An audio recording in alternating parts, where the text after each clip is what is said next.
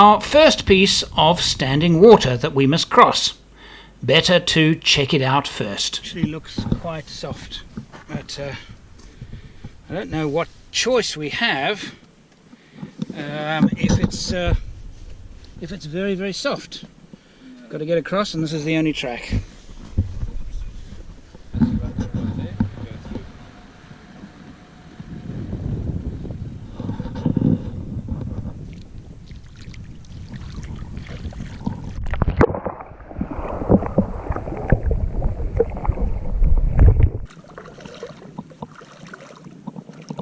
It's firm, and then it's quite soft. This area here is quite soft. I don't think you're going to have a difficulty. It's a bit soft on the edge here. That's the shallowest bit there. That's deep. All right.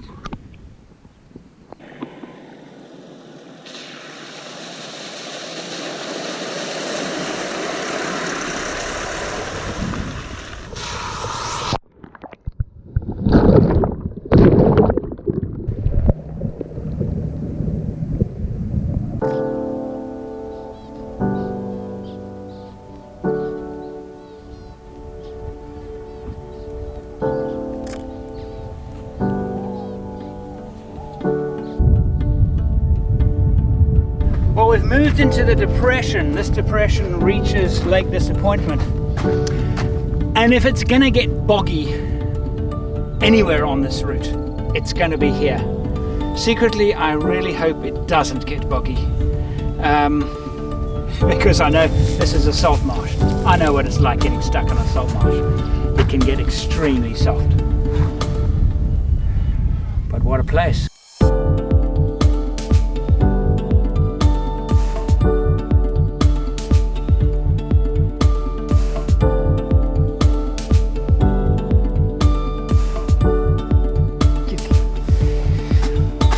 That mud is a bit whiffy.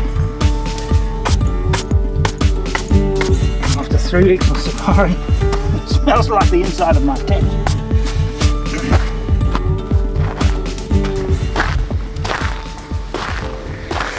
I'm walking now on Lake Disappointment. The surface under my feet is very, very soft, as you can see. And the texture is even. It doesn't have a crust on top.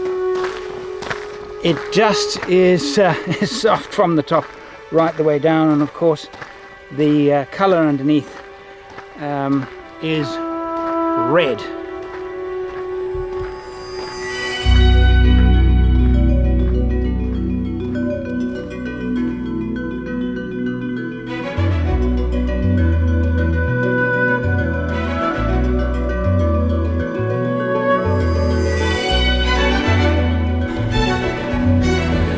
And what I'm doing now is I'm going to fly my drone.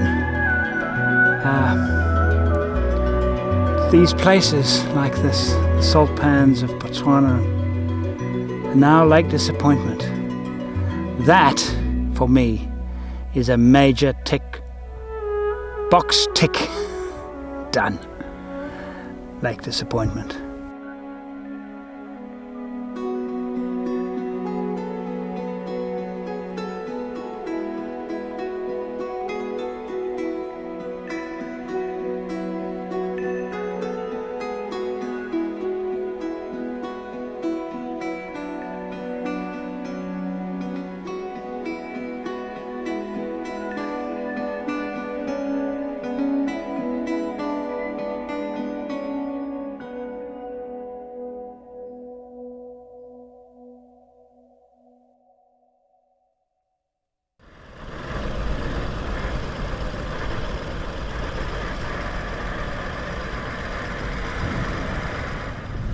This is where mapping and getting more than one map is important.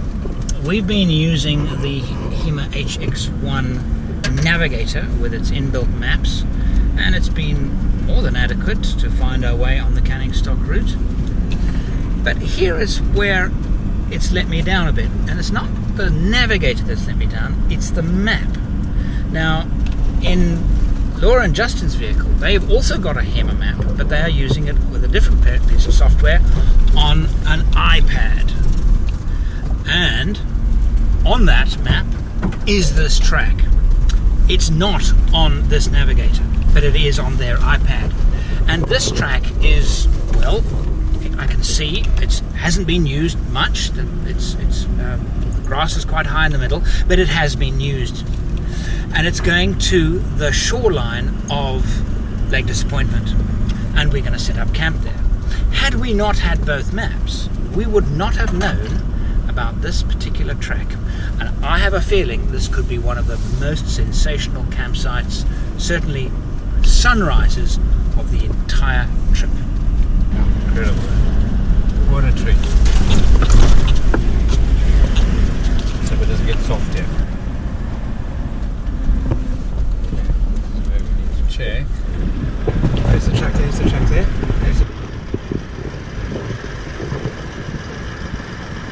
This could easily get soft at any second. Shall we walk ahead? I think so. This is a pretty nice campsite right here, actually. I don't think we're going to be able to get to the bed of the lake because that's a long way.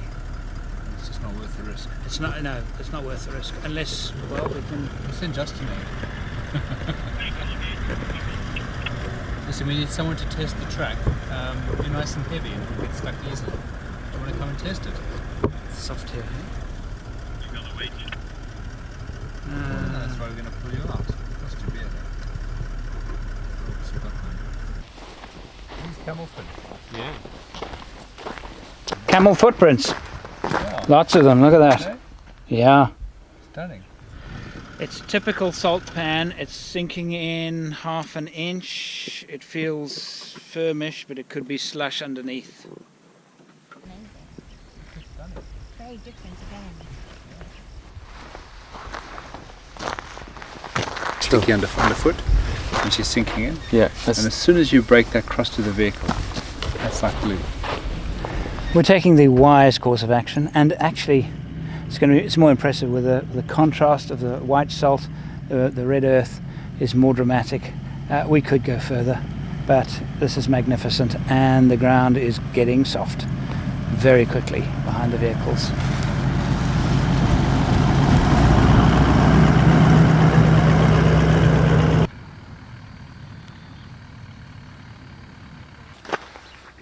Yet another absolutely staggering campsite. The last vestiges of Lake Disappointment. Once we leave tomorrow, we won't be seeing it again. We'll end our rolling dunes and we'll be heading for narrow bush tracks and rough country.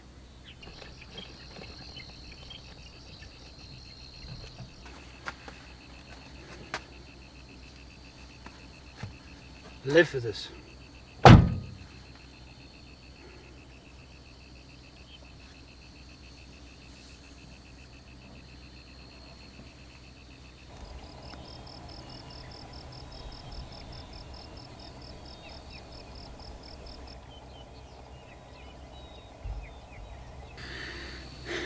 Australia's been a surprise to me. There's no point in comparing it to other places that I visit because they're different. They're not just different. I mean, Australia is unique. The red and the colour of the sky, and all these things that make all of these amazing places unique. They are unique in themselves.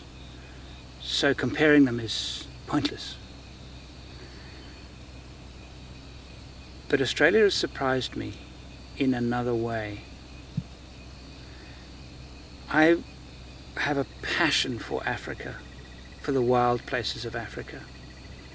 I've spent so much time in them that I love them and yearn for them. Australia has been surprising in that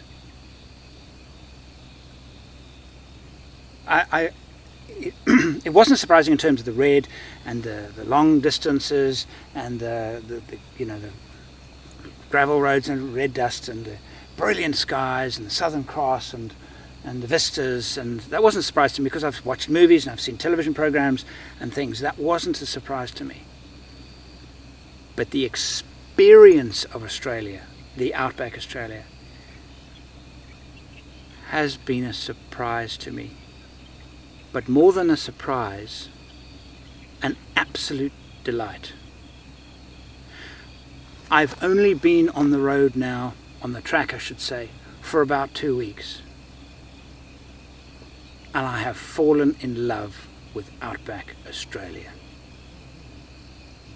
It is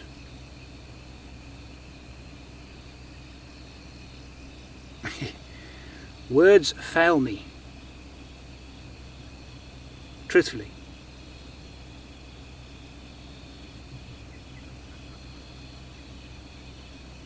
It's astonishing.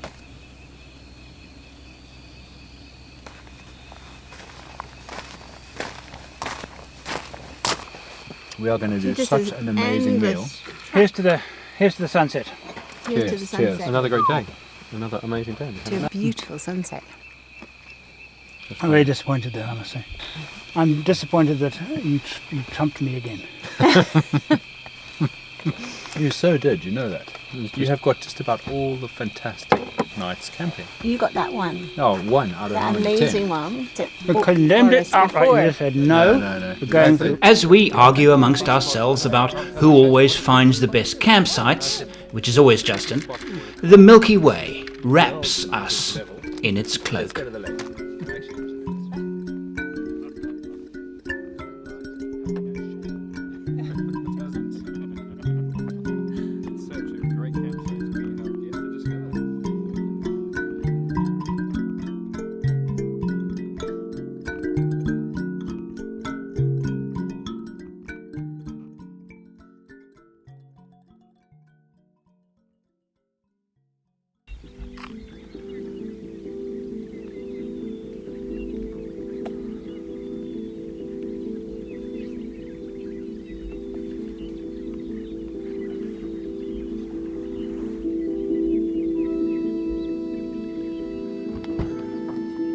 As we wake well before sunrise, we discover that Lake Disappointment has changed its name. Good morning and welcome to Sunrise over Lake, having a fantastic time.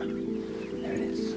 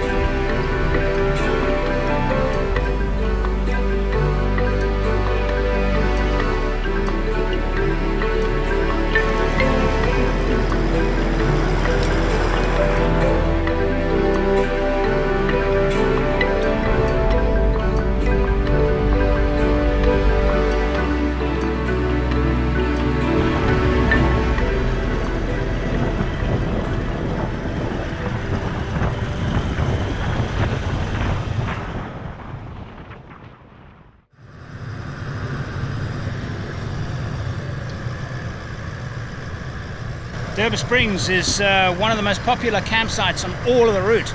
Probably the most well-known of all the campsites because it's so pretty. And yes, it is. It's glorious, in fact.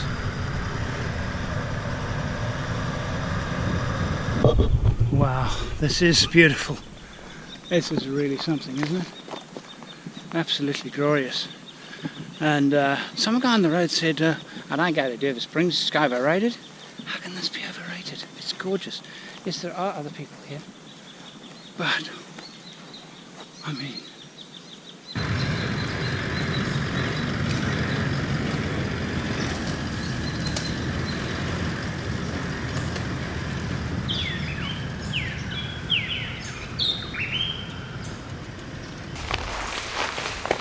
this is our chill out day. We've been driving now for 2 weeks and 1 day, and average of about 7 hours behind the wheel every day. And it's midday, and we've been driving this morning 3 hours. We're going to just chill, shoot some pictures, drink some cold things, and just take it easy for the day. I welcome you to join us during our chill time. Time now to show off my Alucab shadow awning. Unwrapping, as you can see, very straightforward. Let it fall down, pick that up, and go for a walk around the vehicle. So in terms of ease of putting it up, you know, what I like to call the hassle factor, I would say this is, come to think of it, one of the best. I'm finished. Creep up, well, creep up. Let's watch Buzz put up his awning. It's a quality South African product. Just because it's a South African product doesn't mean to say it's a good product. The words, as I said, feather and light are not particularly. Oh, this is the front row, the feather light? These two people?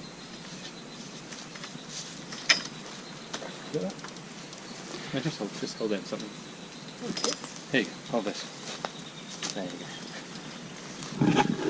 Do a wider one for the side. And Laura, you have to stay here for the entire 3 days. Yes. It's actually very good for stretching after a long drive. Good. Yes.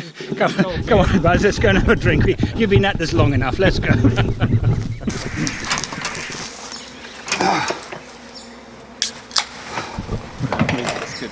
This man is a raving idiot. Firstly, now you tell me if this. You tell me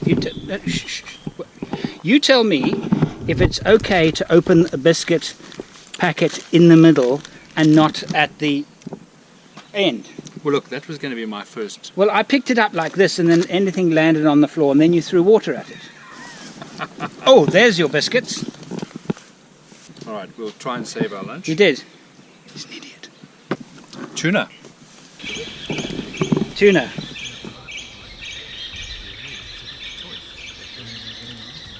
We are about 3 days from ending my canning stock route experience. It's been, as I've said in the videos, very special. And far be it from me to offer advice to Australian four-wheel drivers. This is my first one. But some observations that may help those wishing to do the canning stock route. I believe that doing a north-south has made it a lot easier for us. And on the trail, chatting to people, there seems to be quite a lot of chatter about how bad the track is. I didn't find the track particularly bad, but I think that's mainly because I'm traveling north-south. A lot of the dunes, only once did I ever, and I've already crossed close to 1,000 dunes, did I ever actually have to take a second run at it. I just we were chatting, lost a bit of concentration, and just approached it a little bit too low speed, went back a bit, and I didn't bog at all. I just realized I'm not going to make it at this speed. Went back a bit and took it. I didn't find climbing the dunes difficult at all. But I imagine those people, a lot of them coming in the opposite direction, would have, because of the lumps, the enormous yumps, I don't know what you would call those, enormous divots in the road. And those are caused by wheel spin. They can't be caused by anything else, which means, to me, tire pressures are too high. So if you want to care for the environment, maybe an easier way of damaging the environment and damaging the track is driving with too high pressures. I believe that to be true, and I believe that to be very true on this trail. I saw people pulling trailers. I saw far more wrecked trailers than I did actual trailers being pulled. Far more. I reckon there must be 5 or 6 wrecked trailers on the route.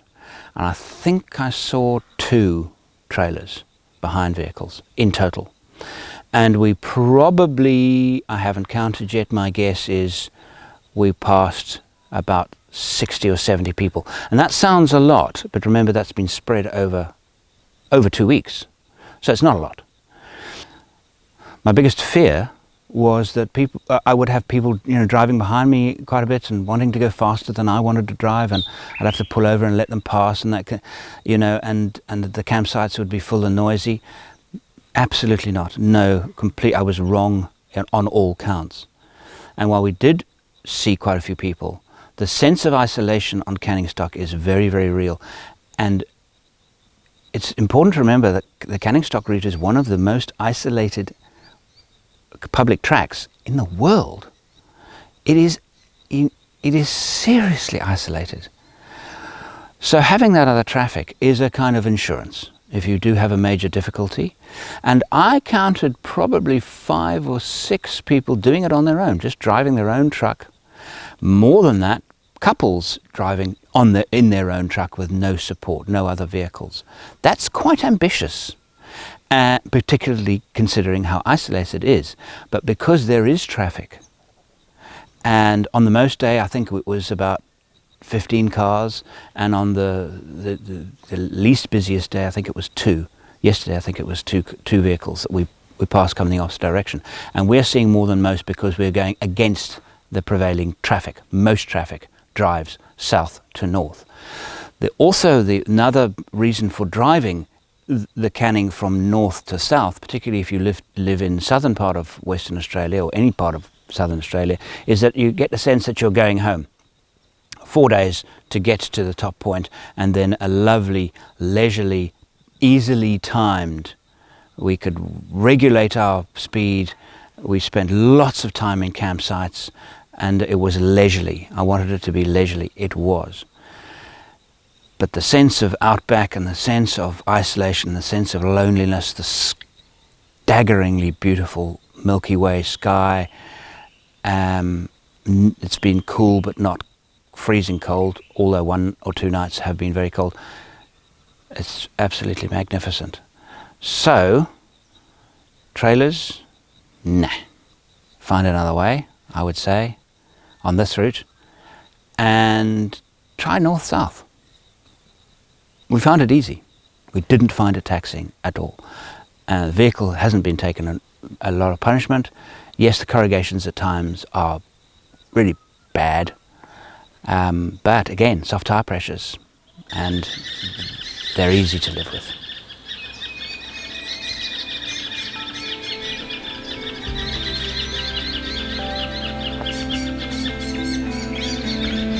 If you would like to be part of what I do and help me make more videos, support me on Patreon. Click the Patreon button on the screen now.